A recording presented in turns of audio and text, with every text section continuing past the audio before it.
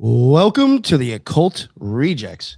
This episode, I got a very exciting returning guest, somebody I was actually lucky enough to meet in person, and is totally animated and just as crazy and as bright in person as they are on the podcast.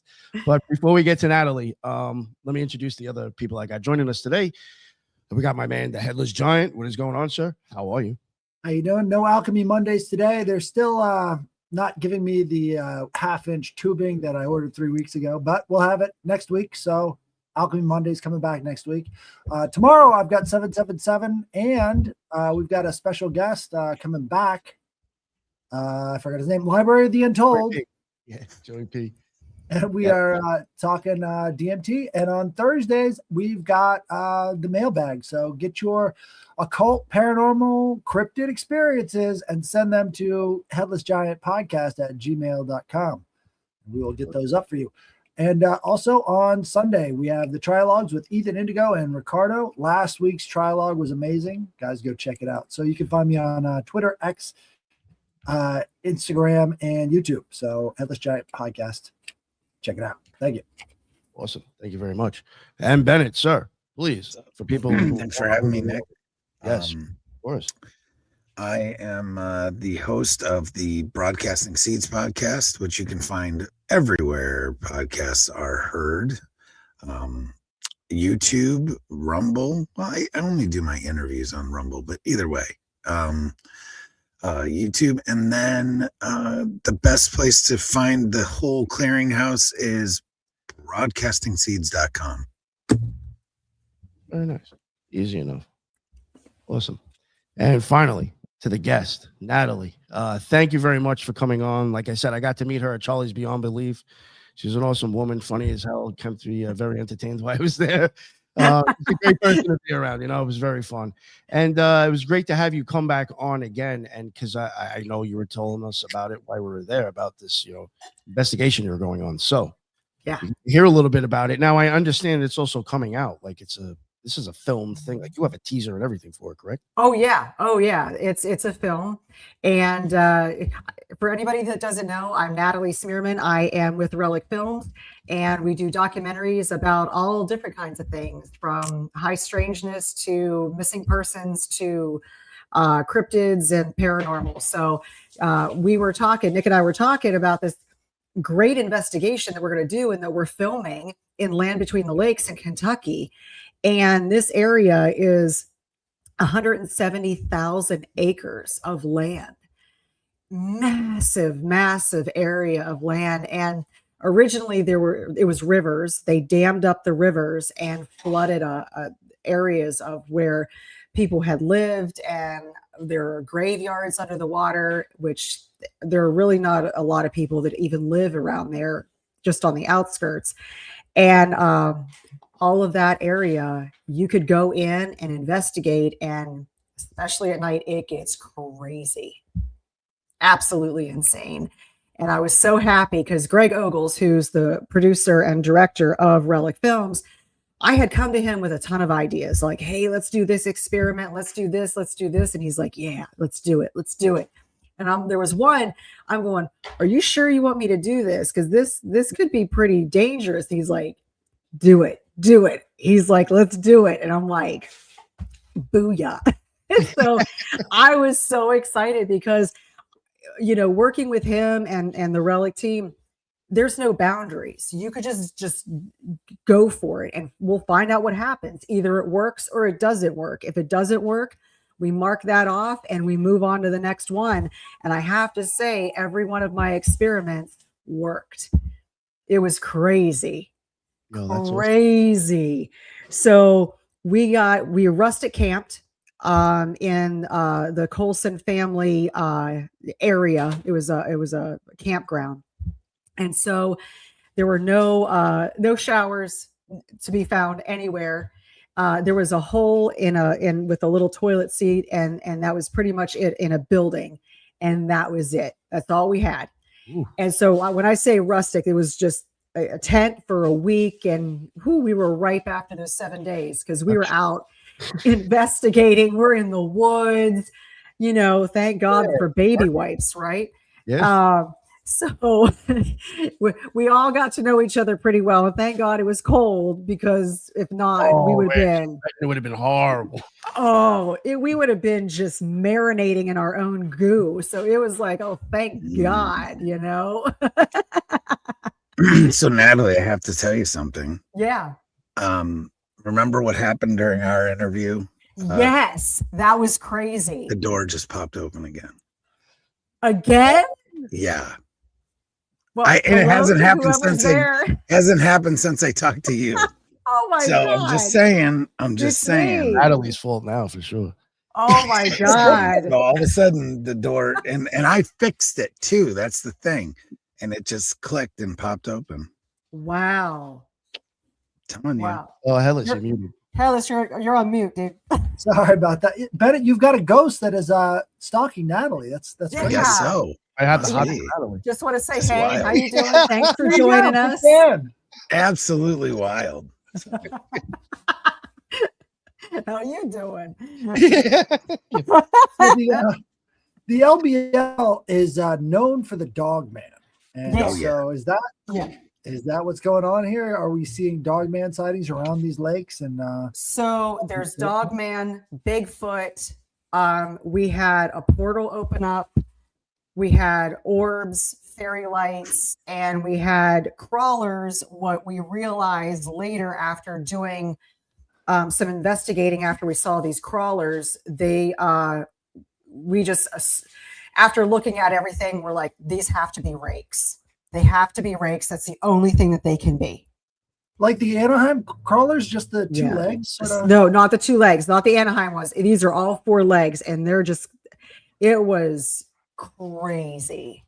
Now, we did a series of experiments in this area, and we tried to stay in one area so we could concentrate on these experiments of how to go in, set a baseline, what worked, what didn't work.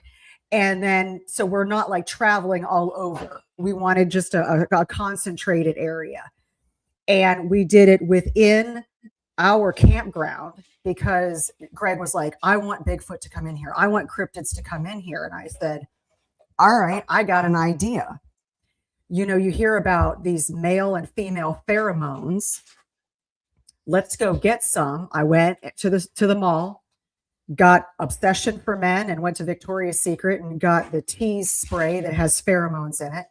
And I went and got some cheap that musk, that Jovan musk. Yeah. So I went around to a few areas up around because there was some hills, and we started spraying some brightly colored dog toys that we hung on trees. So made them really bright. They could smell it. They could see it. There were some cool textures to it. And we saturated them in all three colognes. So now it's just permeating the area. And within 24 hours, we had massive footsteps walking right past my tent. We had a big bin of water that we tried to use for bathing. And in the middle of the night, one of them decided to play in the water, splash, splash, splash. I mean, just going to town, having the best time. We heard whoops, whistles, knocks, rocks being thrown in the water, rocks clanking together, walking through the brush. And then, which this is another really cool thing that we documented, is that all of the tents that were there, none of the tents got messed with. None of us got messed with. Anybody in a camper, they got messed with. Really? So they would walk past the campers and go and push them, like do a check. And all of them got it. Not one, all of them. It was so cool because I'm like, they're not messing with me in a little tent. They're messing with you.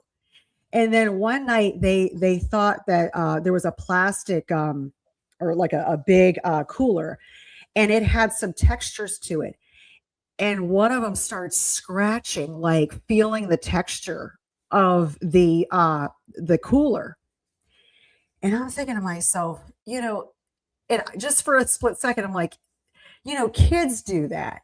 Kids splash in water. Kids, you know, play with textures and do things and throw rocks and whatever.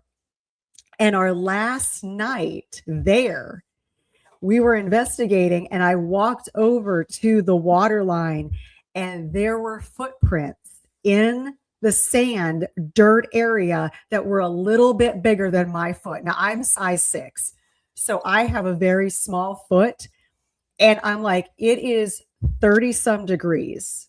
There is no hippie child out here or hippie petite woman out here that roaming alone. There's not. Barefoot. Walking barefoot. Yeah. And I'm like, okay, there was a juvenile having a good time, just playing, just being what a kid does, is play and investigate. We did have a couple of nights where when we were out investigating, somebody stayed behind to run security on our campsite. And every time the adults came in, the squatches came in very aggressively. And Martin Groves was working security one night, and he had to pull his gun and was yelling and screaming to get them out of the camp because they were like, rah, you know, growling and snarling and then trying to get our food. And Martin chased them off. The next night, Jim Powell was working security, and the same thing happened. He had to growl and chase them off and get really aggressive. This time, they weren't backing down. Natalie, I got to point something out real quick. We've been talking about how these sort of DMT type creatures will match the energy of the person going into the experience. When you guys are there and you're investigating, you've got this childlike curiosity. Mm-hmm. They're coming in and acting like children. Mm-hmm. When the security's there protecting the place, they're matching that energy. I'm so happy you pointed that out, because we did an experiment on the first night where we had us as Relic. We had Seekers, the Seekers group, ASOG, and big men with guns and military as everything. We had the NCI team there too, and they all had weapons. We decided to go into this one hot spot area. There was myself, Martin Groves, Adam Davis, Greg Ogles, and Melissa Adair. We went in first in one vehicle. The second vehicle was security. They were coming in 10 minutes behind us. They were going to come in with long guns, military outfits, because where we were going was a hot spot where there were aggressive attacks on other people. And we're like, okay, here we are sitting ducks. What's going to happen? So we had them stay behind. We pulled around to the one road in. We sat there for a few minutes, just kind of like taking in the energy. And there was a lot of energy. And I rolled down the window and I looked at Martin. I'm like, are you feeling that? I'm like, I'm feeling energy like right here. He goes, they're right there. He goes, I can feel a dog man and a squatch right over in this area. And we're kind of just sitting there, just being as still and quiet in the vehicle. And then all of a sudden, I see a massive bipedal creature stand up with ears on top of its head, walk into the forest. And I'm going, fucking pan. I looked at Martin. I said, did you just see that? Fucking went, yeah. Because I'm thinking to myself, I'm seeing things. There's no way that could have happened. And I was really beside myself. And I'm like, did you see? He's like, yeah, I just saw that. I'm like, okay, let's go in. We're ready. They know we're here. So we drive down this tiny little dirt road, like a dirt road where nightmares and horror films are made from. Okay.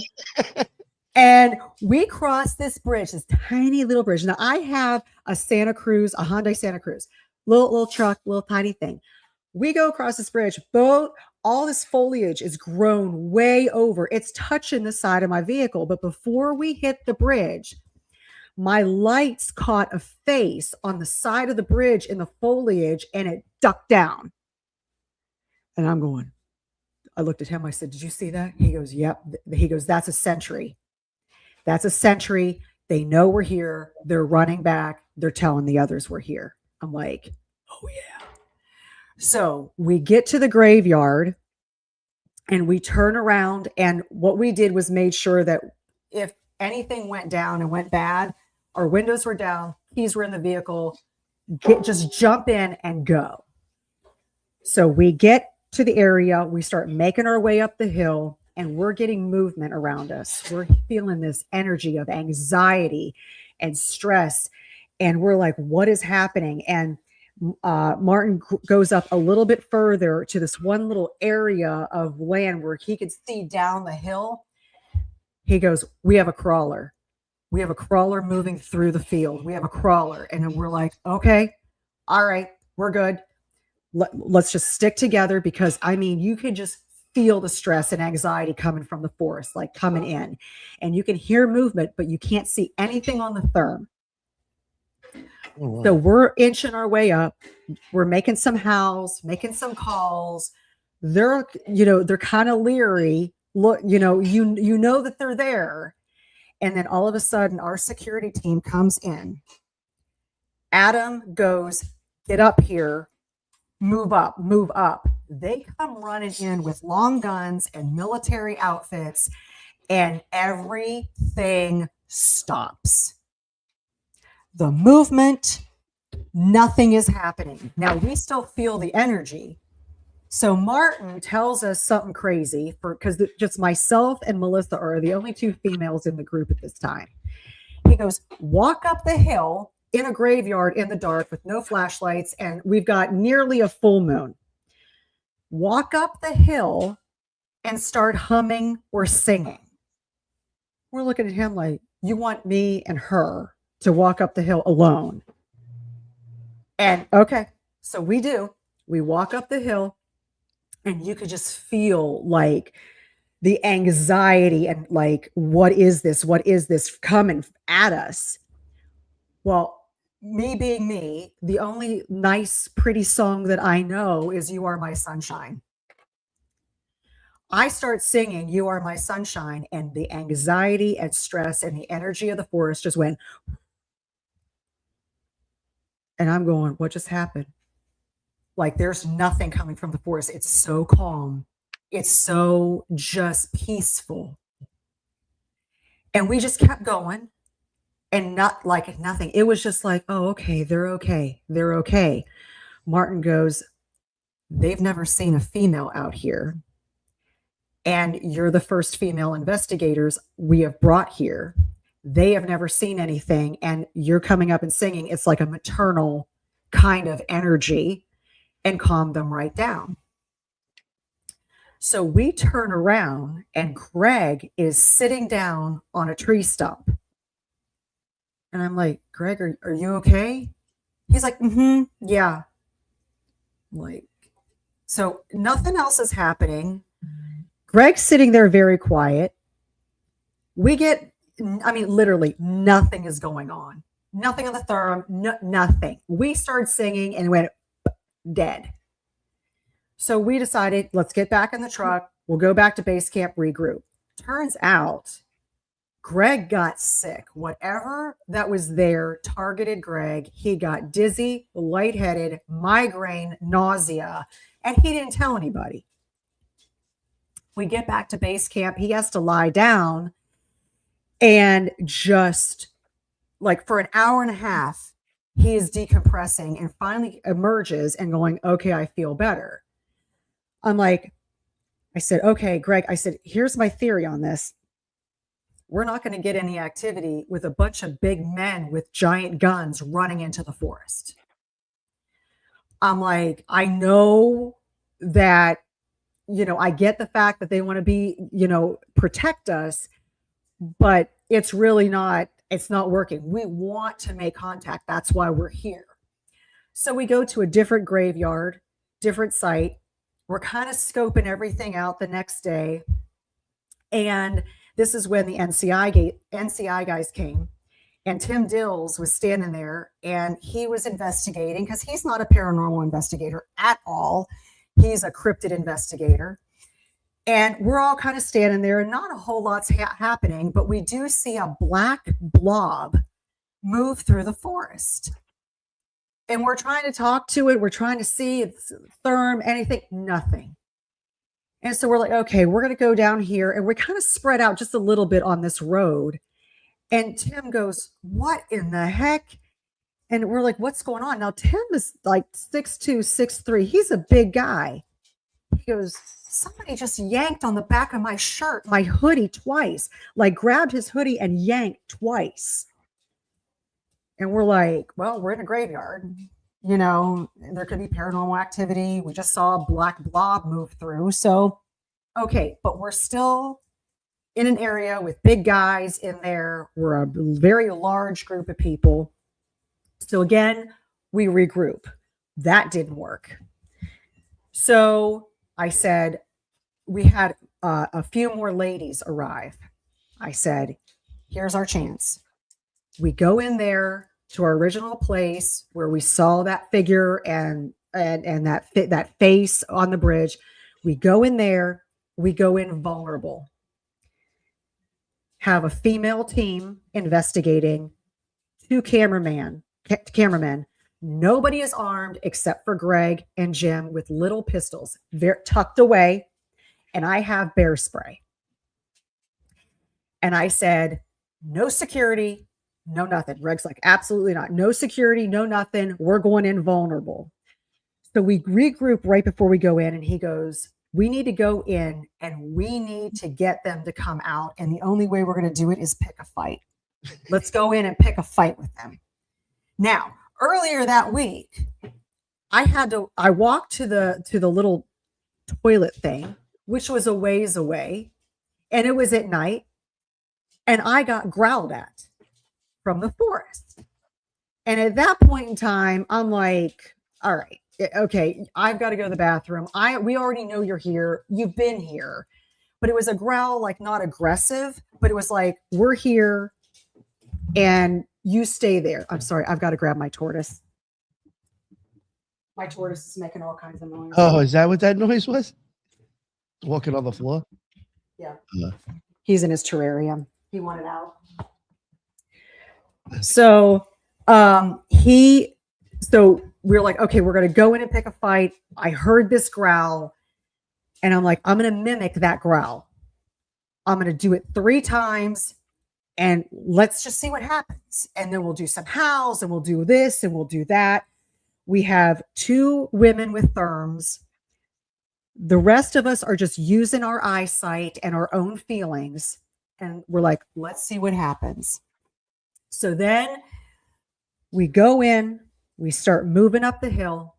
We get halfway up the hill, and I looked at Greg. I said, okay, let's go. We're ready. I let out 3 of those growls, and out of nowhere, all hell broke loose. From the top of the ridge, you hear boom, boom, boom, and now the ground is shaking like an earthquake under us. I'm like, we got it. They're here. They're angry. I'm going to do it again. I do it again. Now we got movement from all sides coming in. You hear boom, boom, boom, and the ground is shaking.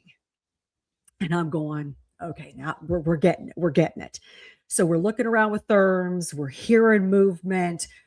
You're getting this energy coming in. And I look at the top of the hill, and I'm going I went to Amy. Amy's sitting beside me or standing beside me. And I said, do you see that light at the top of the hill behind that tree? I said, it's a bluish white light behind that tree illuminating outwards. And I'm like, she goes, yeah, I see that. I'm like, we need to keep an eye on that. I'm like, I don't know what that is yet, but we need to keep an eye on that. So Melissa makes a howl sound and we're getting more movement. And all of a sudden she goes, I don't feel good. I'm nauseous and I'm lightheaded. I said, get behind me, because for whatever reason, it doesn't bother me. So she gets behind me. I block her. So we're making all kinds of noise. We're still getting more and more movement. Now we're getting a weird dog in the field behind us barking. We're getting more of these pounds and booms, and it's more rhythmic at this point. Very bizarre. And now this light at the top of the hill looks like an oval. And I'm going, okay, I looked at Amy. I said, do you see that? That's more prominent. It's like an oval now. She goes, yeah, I see it. Well, then Melissa goes, I'm feeling better. And then Jamie goes, I'm really sick. I don't feel good. And I'm like, get behind me. So they're targeting whoever that they can target. So Jim and Greg are filming. We have therms all around us. We start to move up a little bit more. And so Greg does this growl, this long growl. I look up at the top of the hill, and out of this oval with the light comes a crawler out of it. And I said, I have a crawler at my 12 o'clock. And I'm like, are y'all seeing this? They're like, yeah, what is it? I'm like, I don't know yet. I'm like, we have to keep an eye on this. And so I said, I have 2 crawlers at my 12 o'clock. Another one crawled out. And then a third one crawled out. And they're on all fours, moving, watching us. I'm like, we have to keep an eye on that. We have movement all around. We have a weird dog barking in the background. There's booms, the ground shaking. It's now rhythmic. And I mean, it like everything is happening now. So we start to just make a little bit more noise. We're just observing. And then I look away for a split second. Greg goes, ah, and he takes the camera from one hand to the other. I look up, and one of these crawlers is charging us. I mean, like a gallop crawl, gnarly, long, lanky arms and fingers, and just like, I mean, coming at us. He went to grab for his gun, and I'm like, nope. I grabbed my bear spray. I lunged forward, sprayed it. And it did stop and retreated. And I'm going, now we had to retreat too, because I just sprayed bear spray. It's now lingering around. So we're now moving back. They moved back, but we are still having a ton of activity around us. I said, let's move back. Let's keep going back all the way down the hill to where the trucks were. And as soon as we get to where the trucks were, we hear a woman's scream from the field behind us. There's a giant field behind us, along just past like a little strip of trees. Kristen turns around with her thermal and she goes, I have a large bipedal creature standing in the field watching us. I'm like, we're completely surrounded. I'm like, we have crawlers up there. We have movement closing in on us on the tree line. Then all of a sudden, our batteries died. Our backup batteries, Wait for that. our regular batteries, all dead. All dead. The only thing that was working was Kristen's therm and somebody's phone. That was it. I look to the left where my truck is, and I see these large red orbs in front of my truck. Orbs, we got orbs. I look to the right, and I see large red orbs behind the other truck. Now, in my experience, red orbs are not really good. They are. If I could pop in here real quick, do you see the pattern that's happening over and over again? The people around you get drained, and then more manifestations start showing up. Yep. Right? Your batteries on all this equipment get drained, and then more manifestations show up. Whatever it is, I think it could be some kind of like bioenergetic plasma. Like it's crazy. It's using you guys to manifest itself into reality. because they targeted Jamie and they targeted Melissa. They got really, really sick, really sick. Then they started targeting our batteries. And so they're moving in closer. And then finally, we're like, okay, let's move in close. Don't allow anything to just come in and grab or whatever. So we stay close. And so Greg goes, listen, we came here to film. We did not come here to, get hurt or injured or die.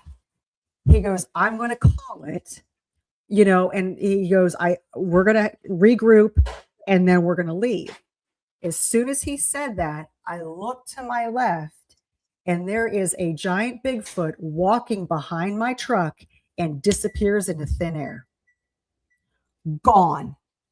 Massive thing. Massive. Thing had to be like 9 feet tall. Just giant. Legs. It was insane how big this thing was. And it just disappeared. Gone. It's like a big Into thin air. And I'm going, what is happening right now? Because at first, you think to yourself, am I seeing this? Am I imagining this? Are my eyes playing tricks on me? No, I'm like confirming with people. Did you see this? Did you see this? Did you see this? Are you hearing this? It was insane. And the thing was, we walked in vulnerable. We picked a fight. They knew we did not have any long guns or security. And we're all women, except for 2. And it was just insane.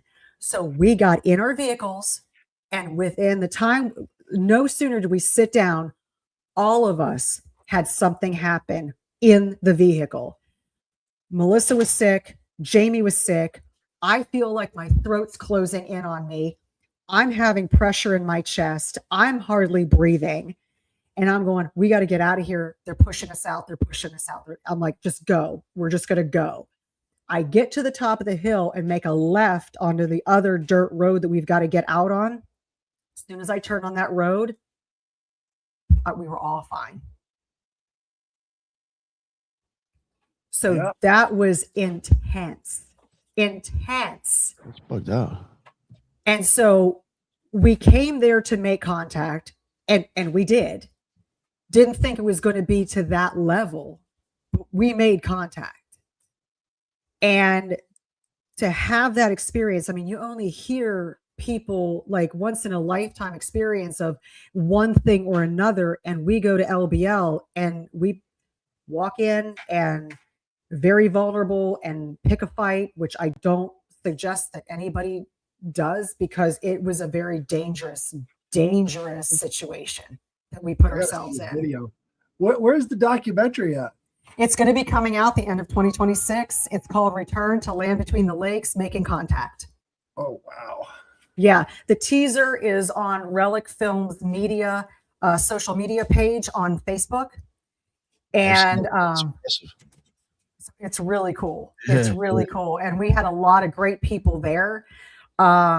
Very knowledgeable, very, we all have experience in some way. And it was insane. We even, one night I got to do the God helmet, the God's helmet. Nice. Oh, what an experience that was. And we made sure that I want to do it before we go out and investigate, to open myself up, to have a better experience, to kind of draw them in. And it did. It was crazy. And if you ever get a chance to do the God's helmet, I strongly suggest you do it. Go in with an open mind. I meditated, I prayed, and I just, it's closely monitored. Somebody who is knowledgeable in it and really knows what they're doing has to monitor you while you're under, and then you just experience whatever you experience. Did you want to hear about that? Yeah. Okay. So you're under for 40 minutes. And I'm like, 40 minutes? Good Lord. And so basically you put on a little helmet with electrodes and your eyes are covered, and then you put little earbuds in, and you just lay there in a chair, and you just relax. That's all you have to do. I prayed and meditated before, and just to kind of get my mindset. And so they start the session, and I see these lights. And I'm like, okay, I've heard this happening with the God's helmet. You see lights. Well, within a few minutes, I'm in the future in an apartment building, and somebody is behind me pushing me towards the window. The sky goes from blue to red, and then they turn me around. Then all of a sudden, I'm in a city with very strange, older architecture. And I'm like, okay, this is crazy. And I'm just keep looking at different shapes and different things. And then I'm on a road in a green pasture. And then all of a sudden, I'm back in the chair where I was in camp, and I'm hearing these Bigfoot sounds coming off to the right of me in the forest. And then all of a sudden, I'm back on a road somewhere. And then I started time hopping. I went back to 1920s, and there was this couple all dressed up, and they're having a party and drinking champagne and laughing. Then I'm in the 1970s, and these kids are outside playing in their driveway near the big Bonneville car. Then I'm in the 1940s in someone's house where they're all sitting around the big radio listening to the radio station, whatever program's on there. And then I'm in the 80s, and I keep popping just with little glimpses. And then I'm back in the chair again, and I'm hearing more noises in the forest. And then all of a sudden, I'm at the water's edge at the campground, and I'm standing there in the dark, and in front of me is the only way I can describe it is this regal, petite moth woman. That's the only way I can describe it. She is standing there as beautiful as she could be, just looking so peaceful and just so poised. And I can see the design on her wings. And I'm like, she is just so beautiful. I'm just thinking to myself, my God, she's so beautiful. And then all of a sudden, I'm back on a road driving around in some just green pasture. And then I'm back in my chair again, and I'm sitting there, and I hear somebody walking towards me, and I can feel their energy. And they keep walking closer and closer and closer and bump my chair. And I mean, it bumped my chair. And I'm like, is somebody playing around with me? I'm like, I'm going to continue this. I'll talk to them later. I'm like, I don't know what's going on. So then I go back, and I'm looking at more architecture. And then all of a sudden, I'm in a car in Follansbee, West Virginia on Route 22 with a woman. And she has this beautiful auburn hair, just so pretty. And she looks at me and she goes, too fast, too fast, too fast.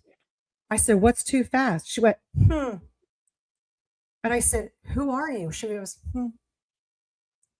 And then all of a sudden, I'm back somewhere else. And I'm like, how do I get back to that woman? I want to know what's too fast. What, me? Who? What's going on? But she had this message that, I mean, that was the only thing that happened where someone spoke to me.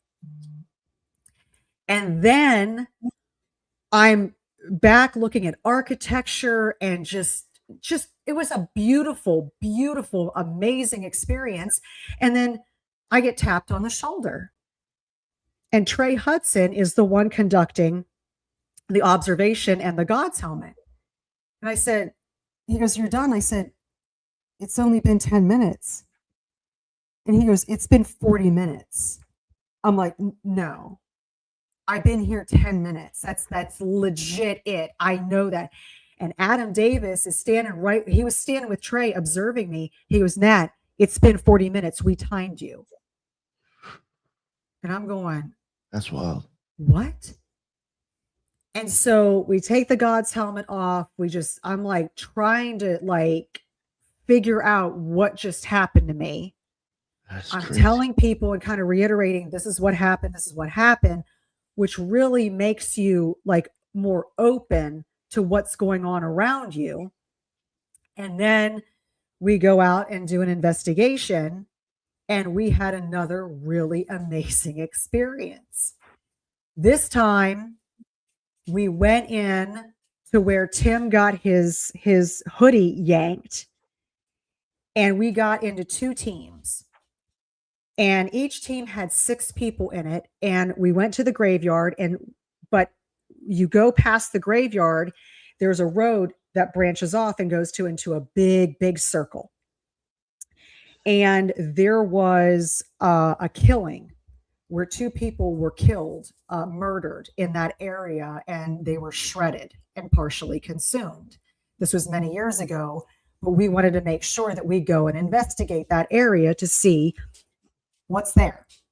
Shredded. So Oh shit. my group goes to the right. And so there was myself, 3 other ladies, and Sean and Mark. And Mark was behind, Sean was leading. And so Jamie is very, very sensitive when it comes to the paranormal and cryptids. She can feel them a mile away. She knows they're there. We go walking and we come to the power lines. She goes, stop. Something's here. I said, are you getting energy off the power lines, or are you getting energy in the forest? She goes, I don't know. Amy was there, her sister, and I said, you've got the therm, check. So she's checking around. She goes, I have a hit on the therm. I have a bipedal creature standing behind a tree, peeking out at us. So we're standing there. I catch it on therm as well. I got her therm. I'm like, it's right there. It's watching us, and it's not being aggressive. It's just observing. It's just curious. I'm like, okay, we're not going to do anything. Well, Sean goes, let me walk up ahead. Everybody else stay here. He walks up ahead, and this creature starts growling at him. So he walks back. And so I said, we're going to move forward. And so Sean was like, yeah, let's move forward. So we're starting to move forward. This thing starts growling at us and then starts to walk away and parallel us as we're walking along the road. So we're like, okay, we can hear it. It's far enough away that we're okay. I, again, brought my bear spray. And so, okay, we get to this tiny little service road that goes down a hill. And I look down the hill, way down at the bottom of the hill is a little fire and a truck. And I'm like, this bipedal creature hiding behind a tree growling at us is not a camper. We know that. It's too big. And I said, and we seem to think that this creature was watching this camper, maybe to see, okay, once they go to sleep, maybe there's some food, maybe they're going to leave food behind. Maybe I can get something, and sees us as a threat moving in on their food source. Well, we walked past that service road and kept going, and it didn't follow us. So we're like, yeah, he was watching the camper. He just wanted something to eat. So we kept going. And we're hearing all kinds of, movement in the forest walking. And we're just like, okay, let's just keep an eye out. It could be deer. It could be anything. We don't know. Let's just keep our eyes and ears out in the therm, because we don't have any flashlights out, because this week the moon was so bright, we didn't need flashlights. So right before we get to our halfway point, Amy has her therm and she's looking into the forest, and she goes, guys, I have something really bizarre that I just caught on the therm, and I'm looking for it again and I'm not finding it. And we're like, what is it? She goes, the only way I can describe it, it was a hat, a witch's hat floating on the ground and moving away. And we're like, what? She goes, I have it recorded. When we get back to camp, we'll take a look. Because she goes, but there's no other way of me describing this. So we're like, okay, so we meet up with the other team. We exchange information as to what we experienced. We move on ahead and we loop back around. We don't see anything up ahead and we get back to where we parked. Then we decided to move into groups of 2 with chairs and just sit in little like pods in locations. Like we could see each other, but we're far enough away just to see what we can experience. No flashlights, just sitting there in silence. And so one team saw an orb. Another team was hearing growling. Sean and I saw this woman apparition appear in white, floating, and then just disappears. We're seeing these little tiny orbs, not big orbs, tiny ones, like little like fairy lights. And sometimes they would get a little bigger, but that was really it. There was no other activity other than that. And we stayed out there till about 2:30 in the morning. So we get back to base camp. Can I ask you if anybody was drained in that time period? And was anybody drained? Yeah, or they started having the nausea or all the rest of these other symptoms. There was nothing like that happening? No, nobody did. The only thing, Jamie is very, very sensitive.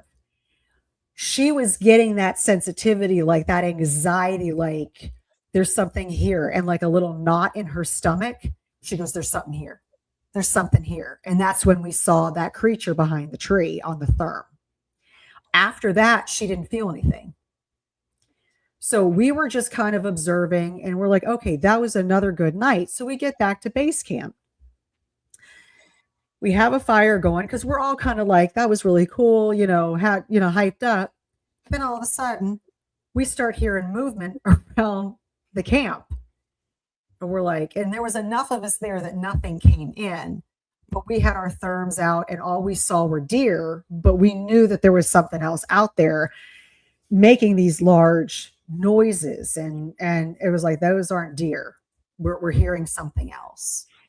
So it was an amazing, amazing experience. And I mean, we also had some paranormal activity out there too. We went up, there was a graveyard at the top of the hill right above base camp, and it was the Colson family graveyard.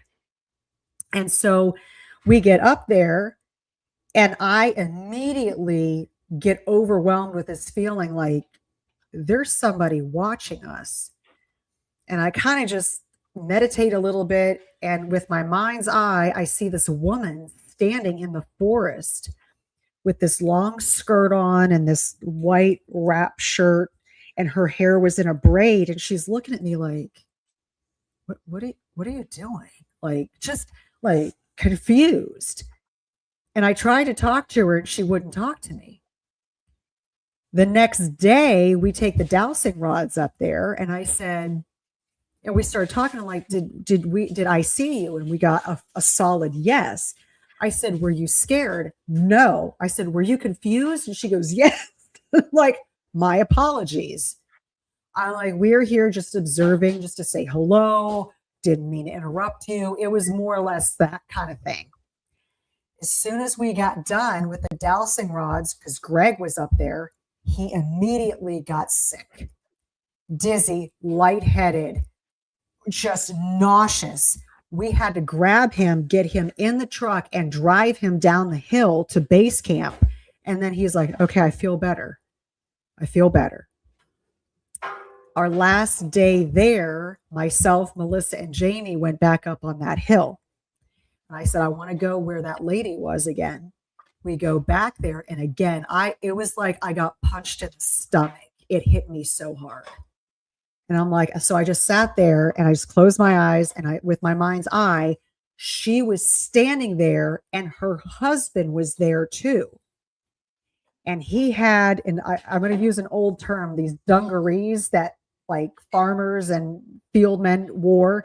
He had this big hat that was very worn and a shirt, and he was rather dirty. And she was standing there kind of scared, like looking at him and looking at me like, oh, this isn't good. And he's looking at me angry. I mean, he is mad. And I'm like, I'm so sorry. I'm like, we're just here to say hello. We're going to be respectful. And he's looking at me. And I said, and I tried to introduce myself, and he turned away and went, "Pfft," like, I don't have time for this crap. And he walked away. I'm going, that was a first for me. They were like, I don't even care. And she's still looking terrified because she thought he was going to do something like, oh my God, I can't believe you're here. And he's here and he's going to be angry. And oh my God. I'm like, I'm going to leave now. So I walked away. I was like, I'm so sorry. It was, yeah, they are still residing there, hanging out on the Colson family area. It was really cool. It's interesting. It seems like all of this phenomena is sort of based around this spiritual concept, right? So yes, very much. There's this connection to maybe alternate dimensions or some kind of dimensionality to it. 100%. 100%. That's what we fully believe is multidimensional, where you have these portals opening, entities are coming out. And we almost got the feeling, and of course, we're going to have to do a lot more research to look into this, but it was like Bigfoot is there, but they're more observant. They'll come in when there's a small group of people, but if you're being aggressive, it's almost like that's when the portals open and the rakes come out and Dogman comes out, and that's what's protecting them. And that's the kind of feeling we got. Now, I can't say that for sure, but that was just a feeling we all had. Like Bigfoot's in the background, almost like a person up on their porch with the dogs in the front yard. Well, I think the way that it's happening is you guys are getting drained, and then more stuff is coming through using your energy to do it. So the more they scare you, the more the manifestations happen, and the more all of this stuff ramps up. And that's, sort of like a constant theme is they're using your energy to have more stuff happen. Very much, very much. And, I'm pretty good about, meditating and using my mind's eye and just kind of being in silence and looking around. And then I could not see this one patch of forest in our campground. Couldn't see it. It was whited out, completely whited out. No matter what I did, no matter how hard I meditated, it was a whiteout. I'm like, there's something there protecting it. It was probably one of the best experiences I've ever had. And it helped me have a better understanding of cryptids and paranormal and what experiments work and what lures them in and, behaviors and energy. If you go in and you're going to scare them with long guns and military-esque, formations, they're not going to come out. They're not going to face that. They know that that's a threat. But if they think that they can take you, they will. That's a crazy stories, Natalie. Yeah. That's what I do. It's some people crochet or go shopping. I go in the forest and look for cryptids and paranormal stuff. It sounds a lot more fun. Oh yeah, what I do is a lot more fun. That's interesting to think about the whole. Well, I mean, I agree also with the portal stuff. I really do think there's something to do with that and all this shit. Because, like you were even saying before, the thing disappeared behind your car.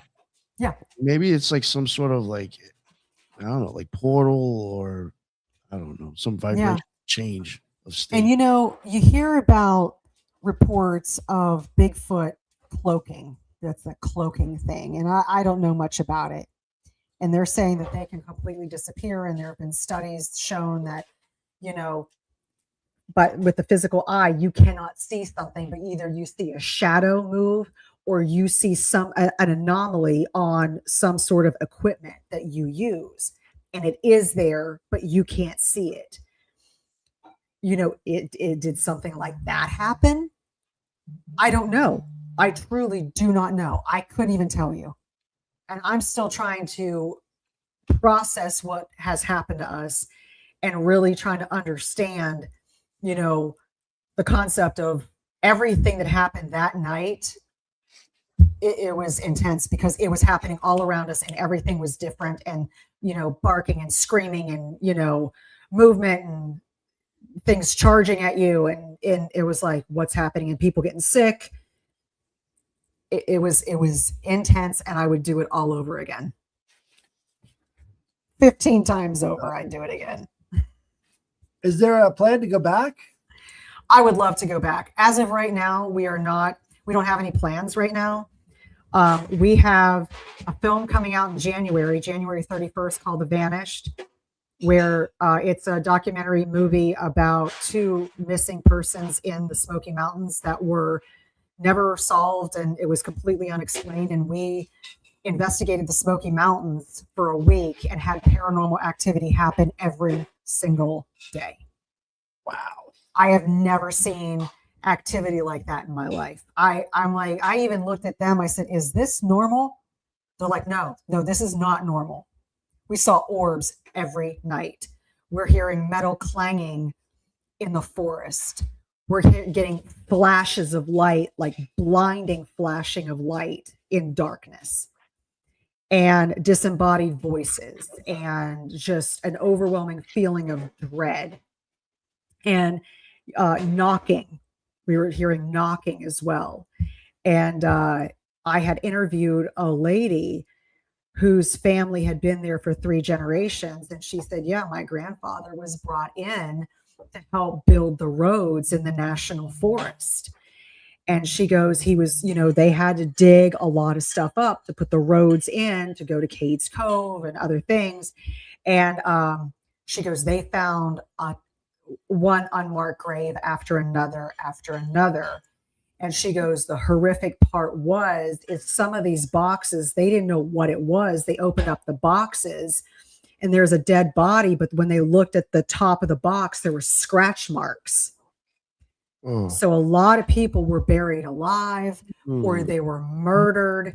And here these men are digging up these unmarked graves, unleashing this negative energy that had been buried.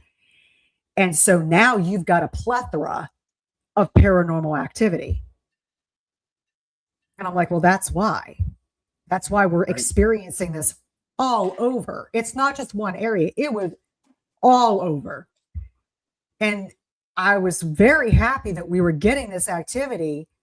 But on the flip side, it was like you felt horrible because you're like, my God, these entities are still here. These spirits are still here. They're lingering because of such tragic endings and events. And it was horrific and terror and pain. And you're like, this is what they experienced at the very end. So it was really, really intense. Well, something I wanted to ask you earlier that I forgot to ask. You guys carry, I would assume you guys carry a compass with you, correct? Do we carry a what? A compass? A conference? A compass. A compass. Yeah, we carry, yes, we do. But we don't navigate through it unless we have to. So do we look at it and see if it's spinning around? No, we don't normally look at it. No. I would wonder if when people are getting sick to check for that. Yeah, well, we did experience a spike. We were looking at some, one of the guys, the NCI guys, had a something that he was measuring, and it spiked really, really high. And I don't really remember what that was. And at the same time that spiked is when Greg was on the top of that hill with us, and he got sick. I'm like, well, that makes sense. So that we have that all documented.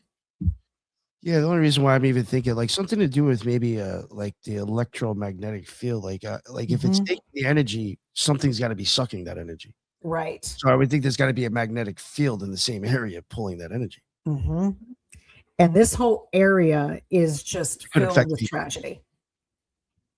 Filled with tragedy. And, you know, the LBL is, you know, I don't really remember when they dammed up the rivers, but they pushed everybody out of their own land. And people had homes and had lived there and buried their family members there. And then they just flooded so much. And then it's just, it was awful. Oh, shit.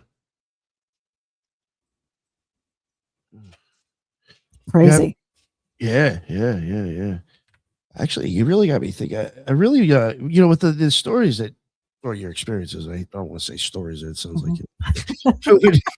I'm just making up stories. No, you know, I don't want to. With what you're saying that was going on, like I really wonder about this area just being like something magical is going on.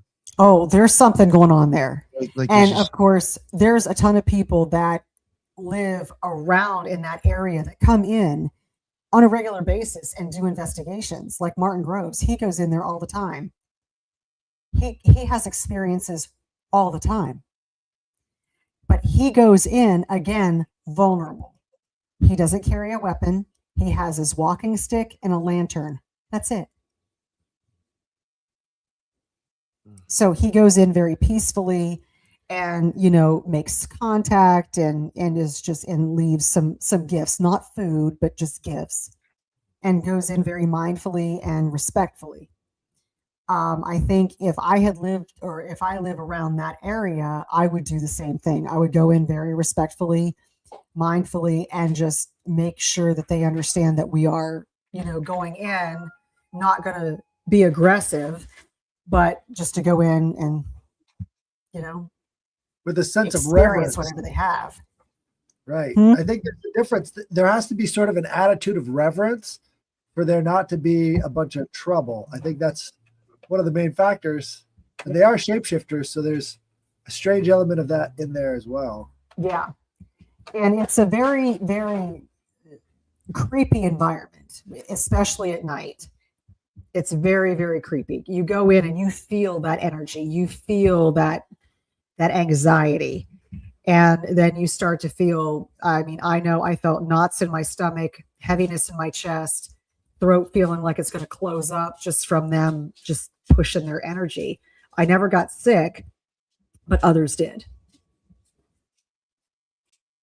Yeah, it was insane.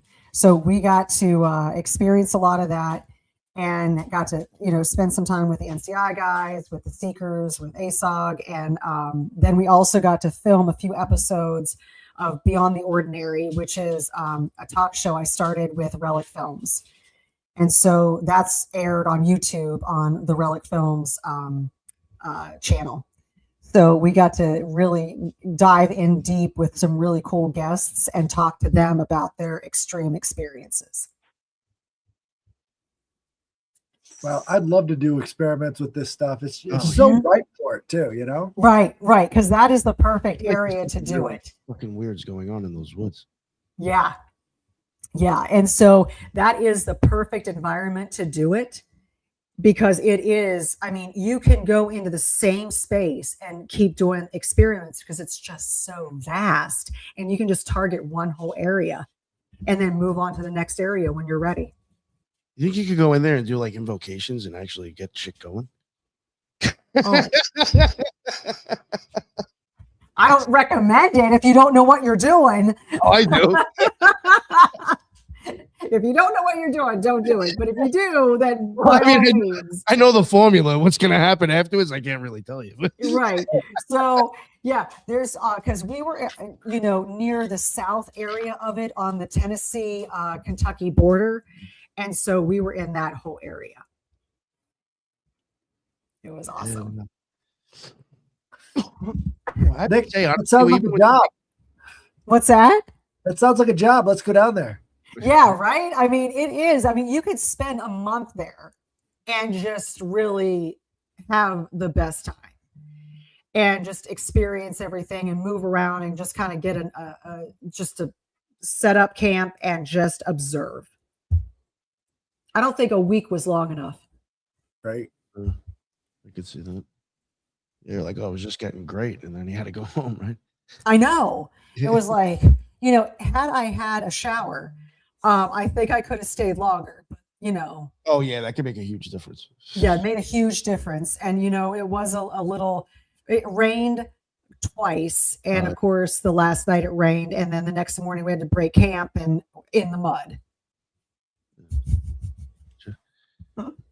Well, I think that was great stuff, Natalie. I think we could Awesome. wrap it up Awesome. there. Yeah, that was actually a lot. Like, Yeah. Yeah. Because I mean, a lot a happened. lot. Yeah, I wasn't expecting that much considering the womb coming out. So, yeah, I appreciate how much you told us already. But yeah, that's some definitely got me wanting to see it. I got to watch this shit now. Oh yeah. So that'll come out the end of 2026, but definitely go see The Vanished. January 31st is the premiere in Gardendale, Alabama. We're also having a Paracon there, a small Paracon, where we're going to have speakers and vendors and some really cool things going on in contests, and I'll be speaking there. And so Gardendale, Alabama, and that's where tickets are on sale now, and there's vendor spots open as well. Oh, really? I was just going to ask you if there was. Yeah, there's vendor spots open. It's going to be a ton of fun. I might do that actually. Yeah. Yeah. Let me know about that after the show. But yeah, I'll obviously I'll be, since I do follow you on Instagram. When this stuff comes out, will be like sharing it, and people will know that the show's out. Awesome. About it. But yeah, definitely keep an eye out for all that stuff. Like I said, this already sounds fucking wild just from the Oh, it is. So I'm really looking forward to this, and you definitely got me interested. One thing I just wanted to say too, I guess before we end it, like not even so much with the Bigfoot stuff itself, it's everything else that comes along with the looking for him that really gets me interested, to tell you the truth. Yeah, because there's a huge overlap. Yeah, of like just high strangeness. It is. It's very high strangeness because you've got, your cryptids, and then it overlaps into paranormal, and then you've got Orbs. UFO, orbs, UFO activity, and then it all somehow is all connected. And once you get into one, you're going to get into the other stuff as well. It's inevitable. Seems like lately, yeah, when you hear people's investigations, it's kind of like everything. Oh yeah. Nice. Great stuff. Well, Natalie, let everybody know where they can find all your stuff again, or whatever you want to advertise. Absolutely. I am on Facebook, Instagram, YouTube, and TikTok under Natalie Smearman. You can also find me on Relic Films Media on Facebook and Relic Films YouTube channel. And all the Beyond the Ordinary is on the 4th episode right now. The 5th episode's coming out on Sunday. Definitely check that out because we have a ton of fun talking to these folks, and it's a really cool vibe. Definitely go check that out. And then The Vanished is coming out January 31st, and be sure to look out for Returning to Land Between the Lakes, Making Contact. And then, of course, you could find me on Blondes and Booze and Paranormal Among Us podcasts. Nice. Awesome. Thank you so And much. if anybody wants to see what it's like to see Natalie speak at an event, you can check out the thing I did film for her when she was at Charlie's Beyond Belief. Yes. It was up on the Occult Rejects. Did a very good job. She'll definitely keep your attention for the time that she's talking. Thank you. Yeah. So, and the reason I'm saying that, if people are thinking like, oh, maybe I should go check out this thing in Alabama, go check out, what she did in the past, and I'm sure she'll be doing something better than that in the future. Yeah, I'm going to be doing something a little different than that. Yeah. No, I can imagine from that. From the stuff I've even known you've done already since then. Yeah. You've already had tons of experience. I know. Didn't you even have like some wild shit happen to you while I was there when you went out? Investigating. Remember, you're like, oh my gosh. And I was like, fuck, no, I don't. Oh my gosh. So after telling me- dinner, yeah. 5 of us went out to investigate. So it was myself, Marie Dumont from Mid Florida, Bigfoot researchers, Cheryl, Bob, and Len. Lynn goes, I have this place. I'm going to take you guys. We're like, yeah, all right. She goes, there could be Bigfoot. There could be UFOs. We're like, let's go. I always carry bear spray, folks. I'm a huge advocate for bear spray. There's a reason. So we go out and we're walking along this little dirt road. You can't get a car down by no means. And we're walking and there's a really tall grass and there's trees and brush all around us. And I'm thinking to myself, there could be something literally right on the other side and we wouldn't know because you can't see, it's so thick. So we keep walking and walking and we hear a growl. We're like, okay, we just stopped, stayed very still. Nothing on the therm, nothing. I'm like, okay, well, maybe it could have been a bear or something. And it, hey. So we keep going. And so Bob and Lynn turn around to go back because Bob forgot to lock his Jeep, which left me, Marie, and Cheryl. We're like, not a big deal. We got plenty of stuff to do. We're going to just kind of mosey around. So we're like just doing our thing, just relaxing, enjoying. And then Marie goes, there's something right here. And me with my therm turn around going, where? And I start to walk towards her and something very large gets up in the tall grass. Now it's on 4 legs. We know it's not a Bigfoot. We know it's not anything else, but it's something big. I'm going, oh Lord. So Marie grabs Cheryl. She goes, we need to get out of here now. And I have my walking stick. I got my bear spray and I'm walking kind of backwards and sideways. I'm keeping my eye on this thing that's now paralleling us out in the tall grass. Marie and Cheryl are like behind me, but walking. They're like, go. And Marie's like, come on, Cheryl, we got to go. We got to go. And this thing is now boom, boom, just all fours, just like, and we are clearly not walking fast enough. And this thing comes and charges us. And it was a panther. I shoot a little bit of bear spray just to scare it and stop it because I don't want to hurt it. But I'm like, this thing could kill us. But it's like all in my head at the split second. Yeah. So I shoot. When I shoot the bear spray, it makes, of course, a loud noise. Marie and Cheryl scream. Bob and Lynn hear them scream and come hauling ass back.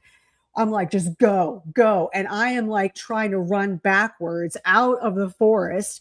And this thing is not following us. But I'm like, if it back around somewhere and cuts us off, we're like, I'm going to have to shoot this thing again with bear spray. And then finally we meet up with Bob and Lynn. Bob comes around like, what's going on? I'm like, just go. And we finally get out of there. And then at that point, the adrenaline is going. And now we start laughing because it was so insane that a Florida panther had charged us. And Lynn goes, Lynn was like, yeah, we found out later that it was a Florida panther refuge area that we walked into. Yeah. Like, what? You just took us in here. Yeah. I just sprayed him because I walked into his house. Yeah. Here I am walking into their house. Like, who are you? And they're like trying to push us out. And oh God, it was insane. That's terrible. Hey, Cryptical Crossroads, how you doing? That was fun. I remember you telling me something. You're like, yeah, I need a new can of bear sprays. I do. I had to buy another one. Yeah, and then I used that one out at the LBL. At least it's coming in handy, right? So I told everybody, I said, this is a good lesson because think about it. You have some crawler, which is a generic term, charging you. You don't know what it is. And you pull a gun and try to shoot it. Are you really going to hit that thing or are you just going to make it mad? Yeah. Me with my bear spray, yeah, we had to retreat, but it stopped it. So I'm a firm believer on bear spray. Oh, I think it definitely. Well, that's what you're going to be known for from now on. Anybody that needs bear sprays, they're going to be like, get Natalie. She's got it. That's right. Just come to me. And somebody goes, you should be a spokesperson for that bear spray company. I'm like, that's right. Should ask them to start sponsoring you. Yeah, right. They should start sponsoring me with bear spray. I'll be like, Nice. Perfect. Awesome. All right. Headless, let everybody know where they can find your stuff at, please. You can find me on Twitter and on YouTube, Headless Giant, and on Instagram. So check it out. Thank you. Of course. No, thank you for coming on. And again, Natalie, that was an awesome time. I knew it was going to be like usual, but hopefully we'll talk to you again in the future. Maybe even see you at this event that you were talking about. That would be so awesome. Yeah. Yeah. I'll see if I can get the information from you after the show. But yeah. Whatever happened real quick. Wasn't there one that was in Tennessee or near Nashville or something like that? You remember? I can't remember. We're going to be doing another investigation like around the Nashville area for paranormal. We're going to be doing that as another film. Okay. Awesome. All right. All right. Yeah. It's over. Thank you very much. I appreciate you coming on, Natalie. Everybody in the chat, thank you so much for jumping in and commenting in Cryptical Crossroads. Thank you for showing up. Yeah, that's what's up. I appreciate it. And again, thank you for everybody for checking out the live. That's why we go live, and there was a lot of people here from the beginning to the end. And then that's what's up, and that's why I do it. And until the next one, everybody be well. Later. Thank you.